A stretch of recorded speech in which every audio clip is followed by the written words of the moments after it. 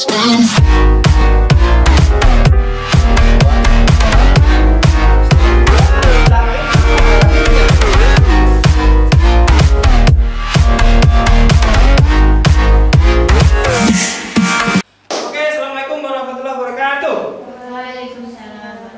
kawan-kawan, hari ini kita sharing tentang sales web execution ya. Hari ini saya akan menjelaskan tentang apa itu SME ya, apa itu SME, dan di video-video selanjutnya teman-teman akan step by step bagaimana mempelajari sales web execution ya. SME ya yang ada di JB Institute itu salah satu bagian dari 6 pilar ya. 6 pilar yang ada di JB Institute.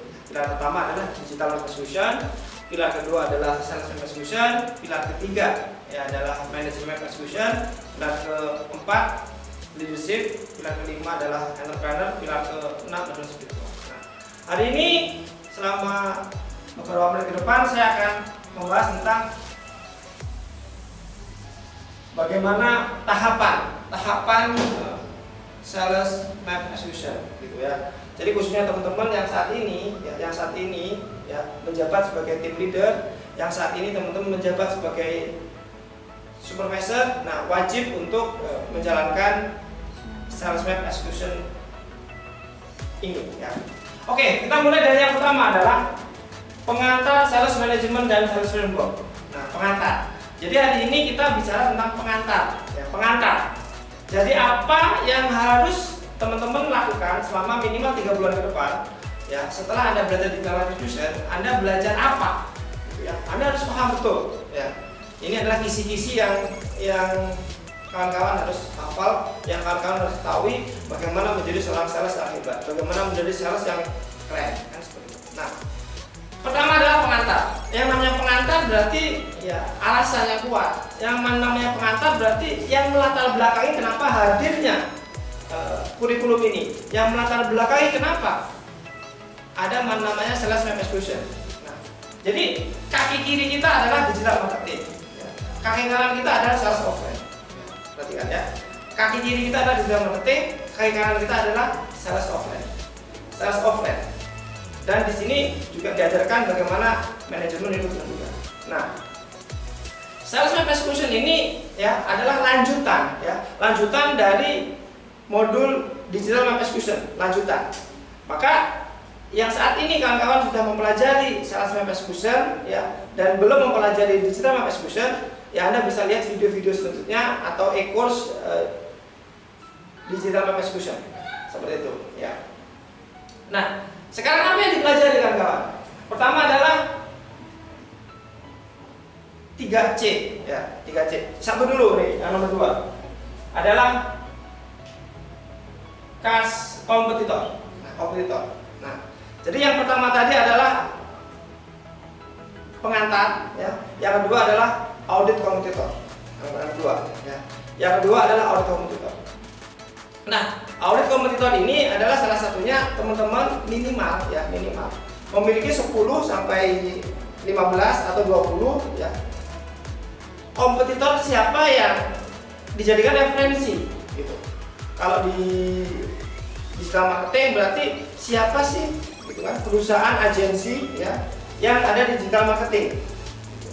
Kalau misalkan kita jualan sabun misalkan, berarti perusahaan sabun apa yang menjual produk yang sama. Jadi itu dulu ya, itu dulu kompetitornya. Nanti kita pertajam lagi. Yang kedua ya, kita bisa belajar tentang company.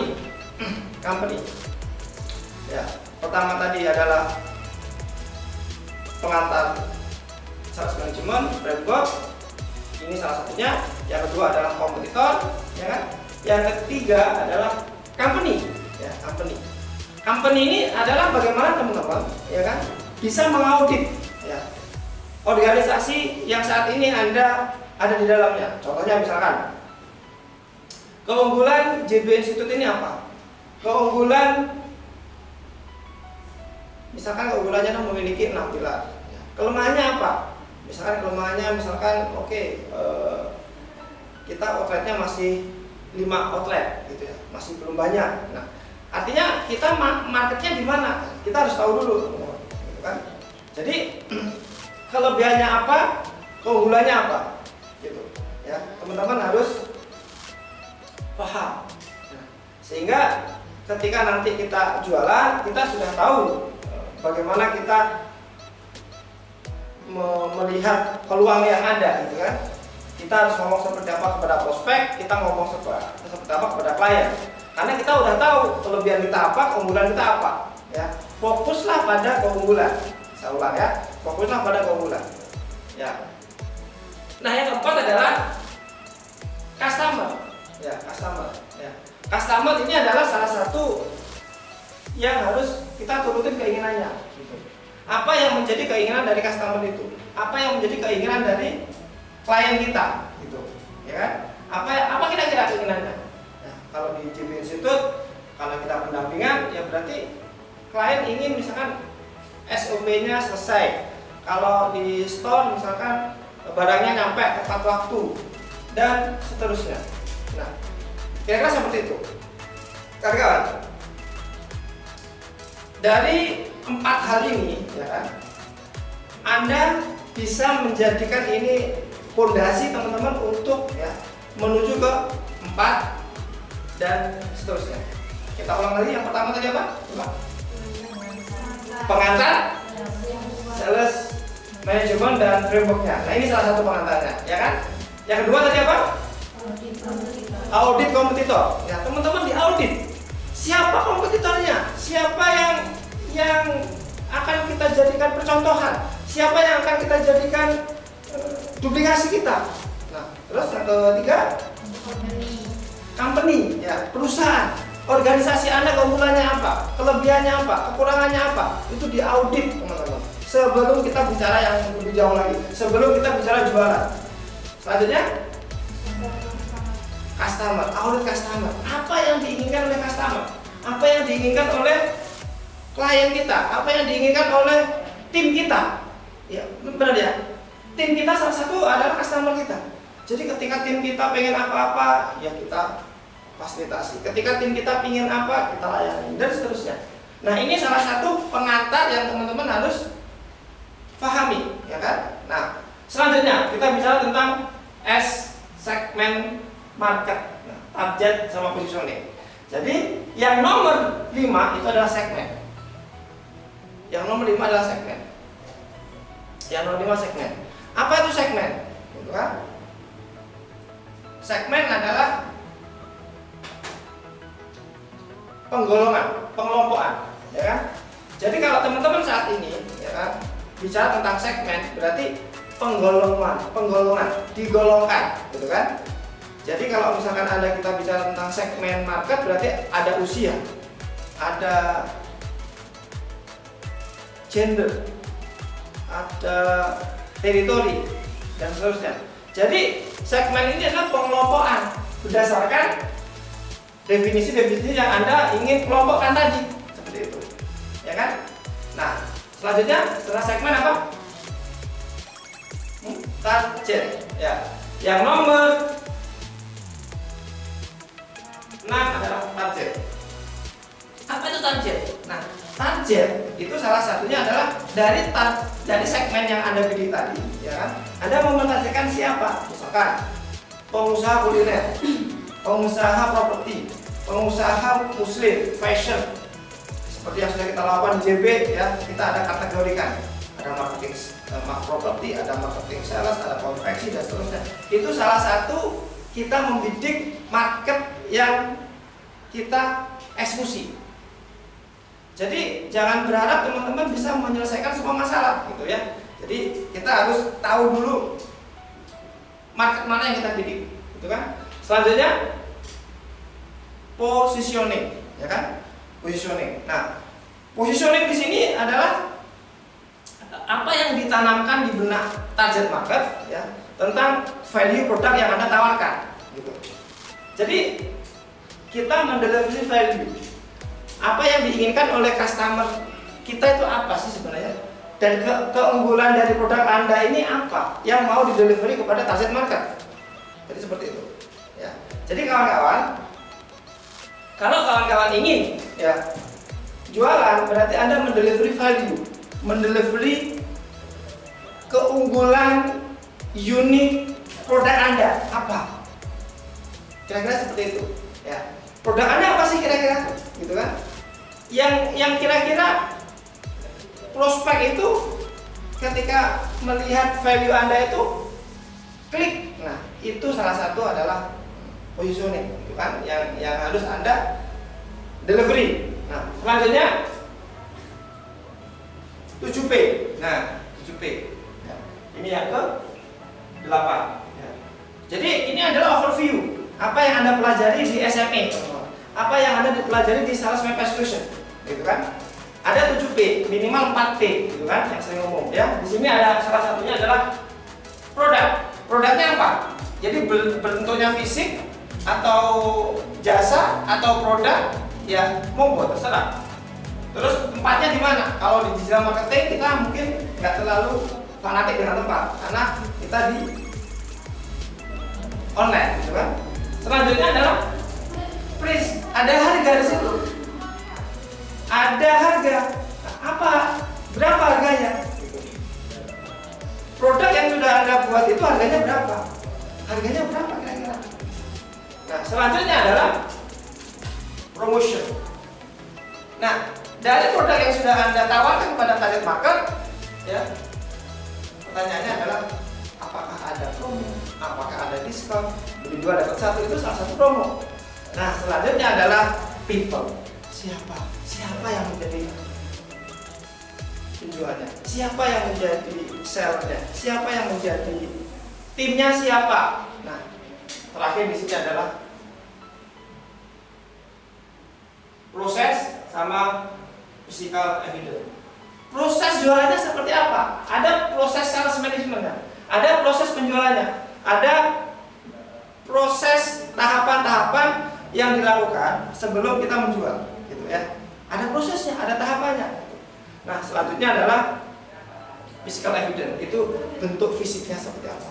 Kalau jasa berarti seperti apa kantornya, seperti apa gedungnya. Nah, itu salah satu materi yang di Sales Map Execution. Oke, coba kita ulang lagi ya, karena ini cukup banyak. Tadi pertama tadi apa? Ya, pengantar sales management, pengantar dulu. Oke, yang kedua audit kompetitor. Ya, di audit kompetitornya. Yang ketiga, nah, audit company. Ya, jadi perusahaannya diaudit. Ya, yang keempat,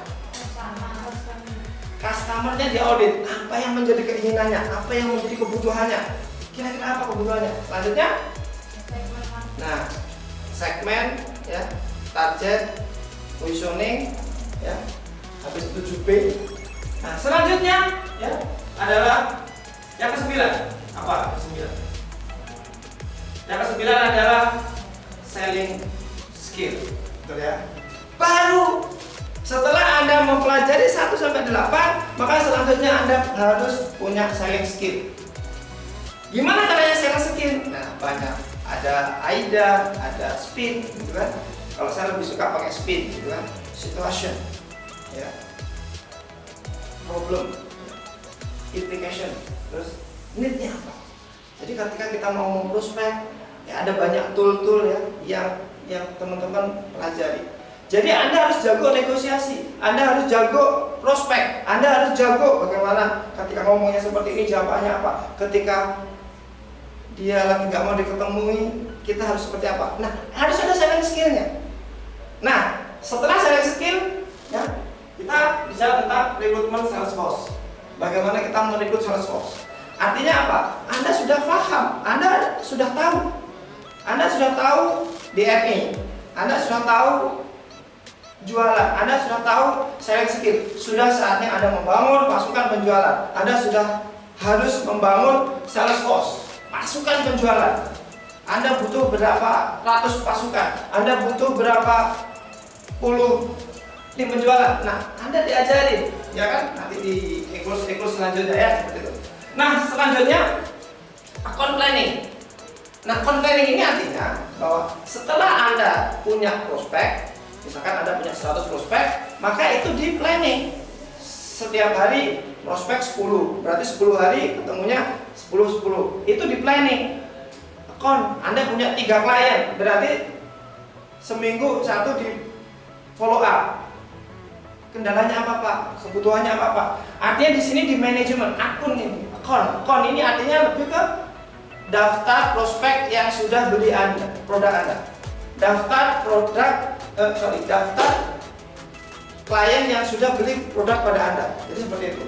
Nah, selanjutnya adalah nomor 12 ya. 5 ways profit ya. Di Bear Sugar diajarkan bagaimana 5 tangga ya dalam menjual versi Action Coach ya. Masih ingat teman-teman? Salah satunya adalah prospek, bagaimana menjadi leads bagaimana menjadi dikonversi menjadi pembeli ya. Pembeli nanti menjadi tim yang loyal gitu kan. Jadi menjadi buyer yang loyal, dikonversi lagi, rata-rata penjualannya meningkat berapa persen, sampai pada akhirnya bagaimana kita meningkatkan margin produk kita sampai di posisi itu.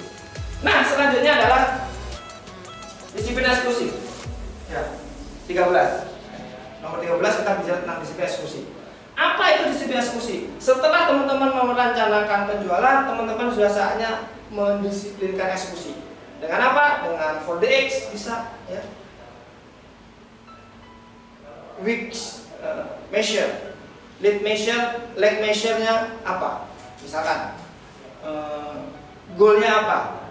Di 4DX kita sudah ajarkan. Nanti di video selanjutnya mungkin teman-teman akan lihat apa itu disiplin eksekusi. Lag measure-nya berapa, lead measure-nya berapa, terus dashboard-nya seperti apa, dan teman-teman scoreboard-nya seperti apa. Nah, itu dibahas secara detail ya. Selanjutnya adalah service. Nah, setelah teman-teman itu mendalami selling skill, eksekusi, selanjutnya itu di service. Ada database sekitar 500 ya, per bulan sabun. Itu kapan di follow up? Kapan di service? Nah, ini penting. Jadi Anda sebagai seorang team leader itu wajib untuk membuat service kepada customer Anda.